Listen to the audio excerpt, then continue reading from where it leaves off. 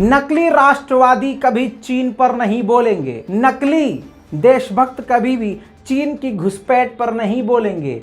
और देश का सबसे बड़ा चैनल, चाहे आज तक हो, चाहे एबीपी हो, चाहे इंडिया टीवी हो, इंडिया टुडे हो, और वो भारतवर्ष, जी हाँ, इसके अलावा दर्जनों जितने भी गोदी मीडिया हैं, इनमें से किसी की इतनी हिम्मत नहीं हो रही है कि चीन के घुसपैठ और चीन की दादागिरी के खिलाफ एक लाइन भी बोले, मुझे ड्रग दो, ड्रग दो, दे। हाँ, अब इतना जोश ड्रग मांगने की एक्टिंग में जो लगा रहा था, वो जो हिंदू मुसलमान मैटर पर इतनी तेज चीखता है कि उसका कच्छा भी पीला हो जाता है, इतनी जोर से चीखते हैं वो एंकर कि ये नसें यहाँ की फूले जाती हैं।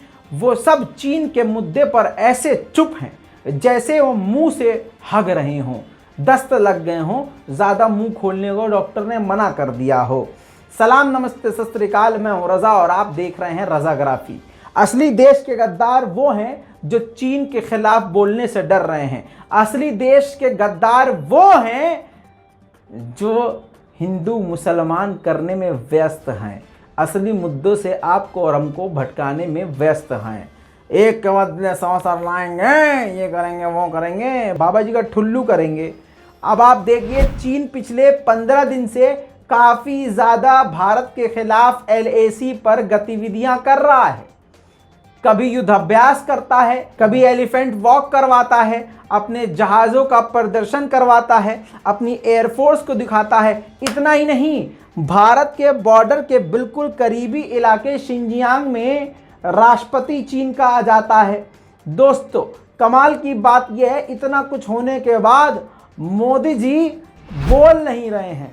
मोदी जी देश के अंदर जो नफरत फैल रही है उस पर नहीं बोल रहे हैं। मोदी जी चीन जो हरकत कर रहा है उस पर नहीं बोल रहे हैं। मतलब फिर मोदी जी 18 घंटे कर क्या रहे हैं?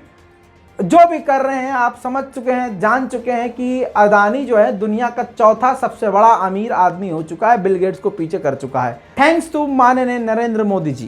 खैर, अब आपको बताऊं कि इतना ही नहीं, अब नई खबर ये आई है जिसका सबूत आपकी स्क्रीन पर लगा रहा हूं। इस वीडियो को देखिए दोस्तों, जुलाई 2022 इसी महीने का पिछले 3 दिन का ये वीडियो बताया जा रहा है।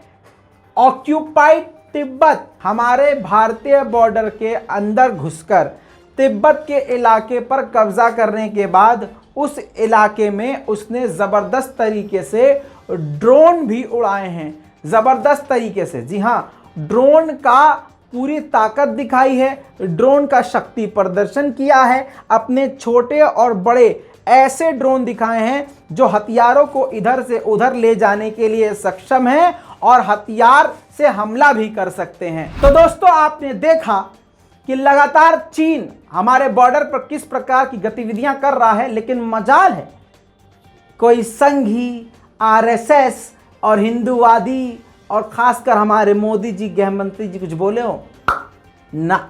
बोलेंगे आज नहीं तो कल बोलेंगे, और पता है क्या बोलेंगे? ना कोई गुस्सा था, ना कोई गुस्सा है, ना कोई है। दोस्तों, यहां पर ही बात नहीं रुकती, बात आगे बढ़ती है। आपकी स्क्रीन पर ये और एक्सक्लूसिव वीडियो देखिए। चीन ने अपना एक नया करियर AR-500BJ, जी हां, अनमैन्ड हेलीकॉप्टर इससे उड़ाया है और लैंड भी करवाया है। ये बॉर्डर फाइट के लिए इसका टेस्ट किया है। दोनों ही चीज़ें नई हैं और भारत के खिलाफ इसको तैनात किया जा रहा है। लेकिन मजाल है कि संघियों ने कुछ कहा हो? नहीं, संघियों को नमाज से डर लग जाता है, चाइना से नहीं। दोस्तों, बात यहां नहीं रुकती है।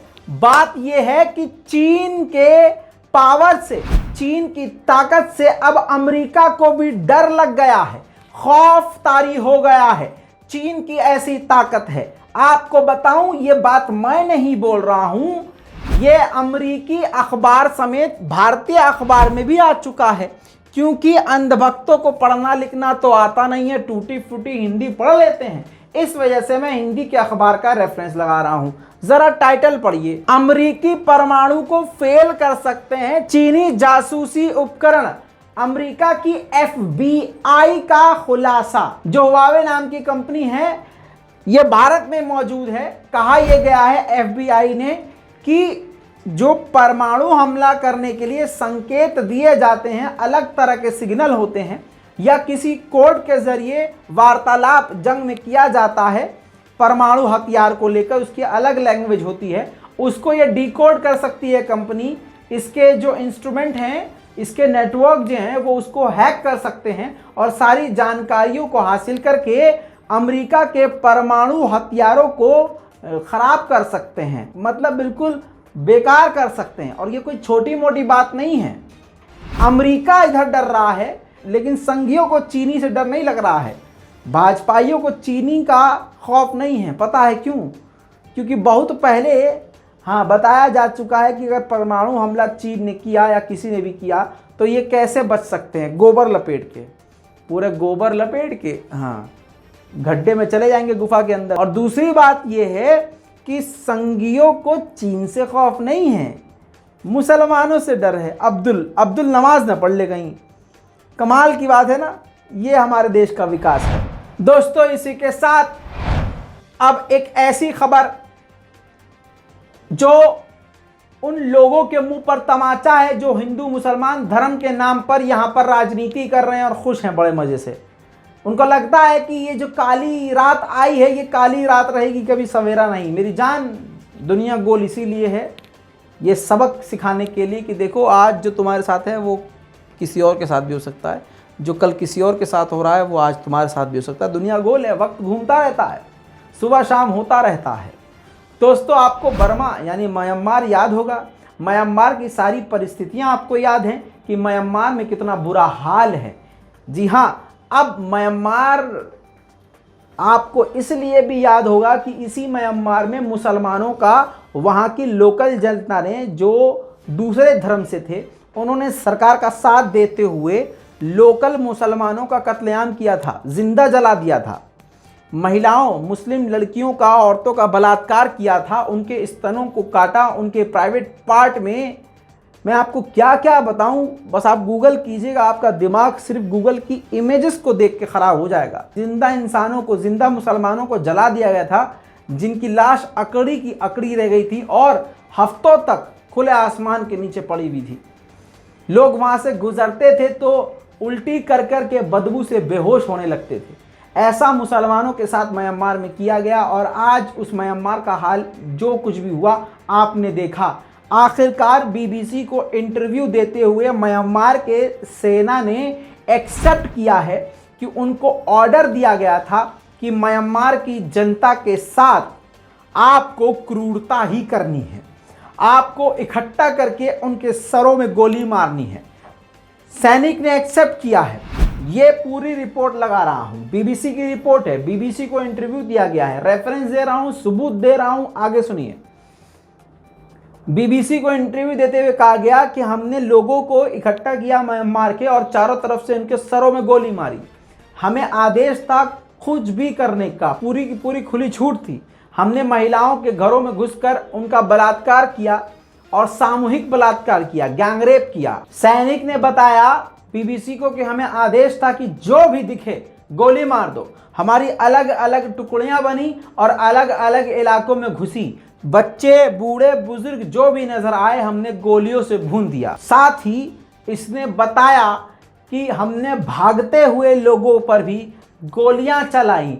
इतना ही नहीं, आगे इस सैनिक ने, म्यांमार की सेना ने यह भी बयान दिया बीबीसी को कि हमें आदेश था कि हर छोटे बड़े गांव के घरों में आग लगा दी जाए। हमने वो भी किया। दोस्तों, ये सब कौन है? ये आर्मी है।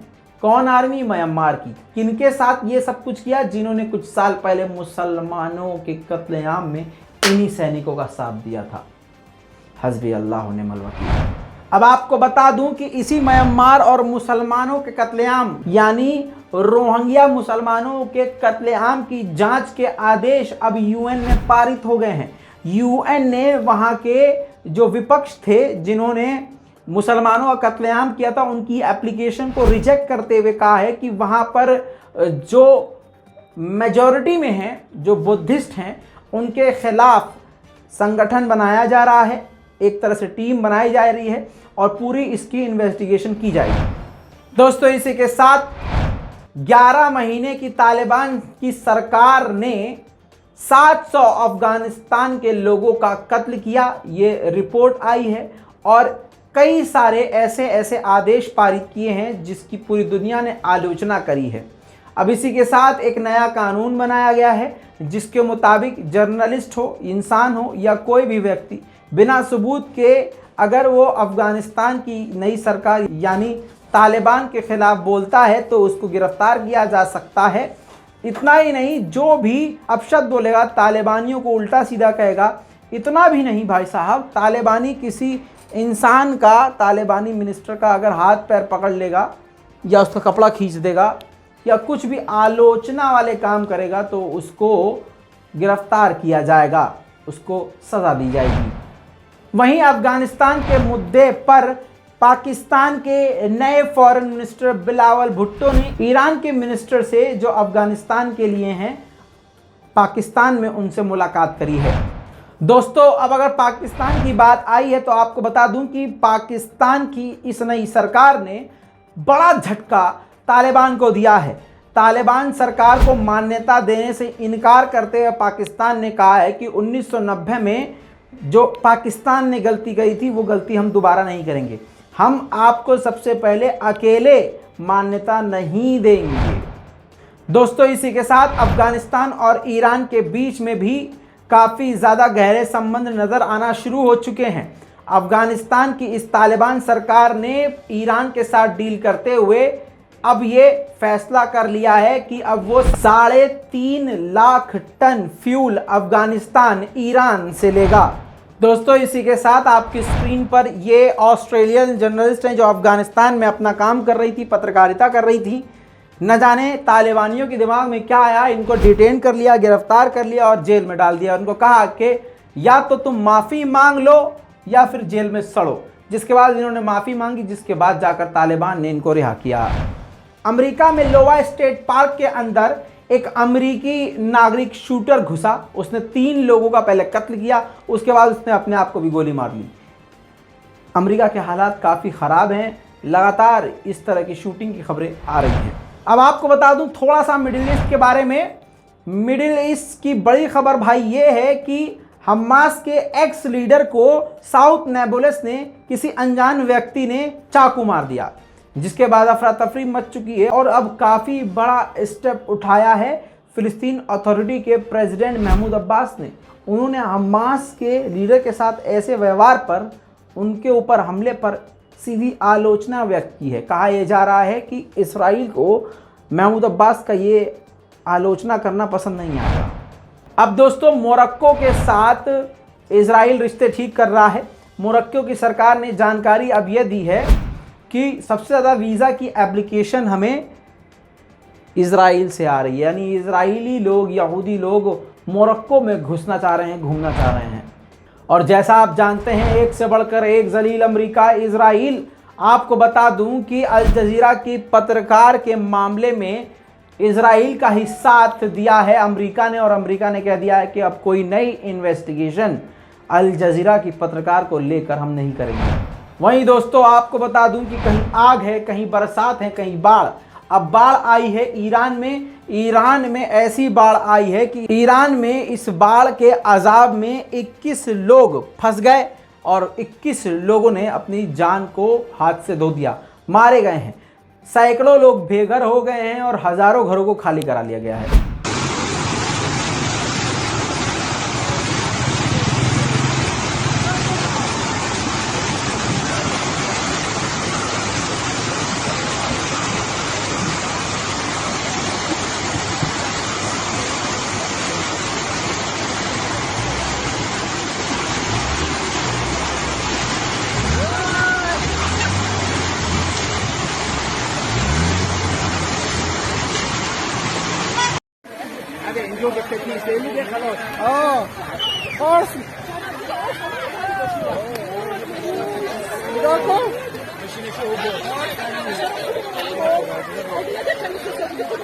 فارس داره میبره فارس با سرعت میره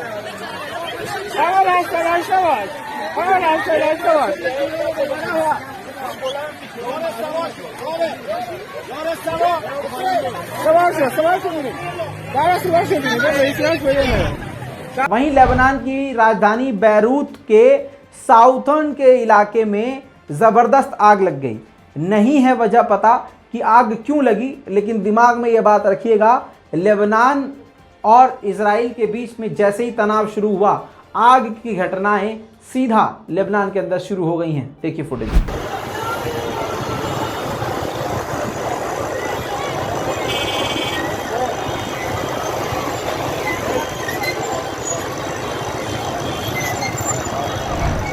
वहीं आपको बता दूं, ग्रीस ने इस्लामोफोबिया फैलाते हुए अपने देश के अंदर जो मुस्लिम माइनॉरिटीज के स्कूल्स थे उन सभी को बंद कर दिया है, जिस पर तुर्की भड़क गया है और उसने आलोचना करी है। दोस्तों ये थी इंटरनेशनल रिपोर्ट और इसी में हमने आपको मिडिल ईस्ट भी दे दिया है। अब पूरी जानकारी आपको कैसी लगी नीचे कमेंट कीजिएगा, रिपोर्ट को शेयर कीजिएगा, दुआओं में याद रखिएगा। मैं हूं रजा और आप देख रहे हैं रजा ग्राफिक। जय हिंद।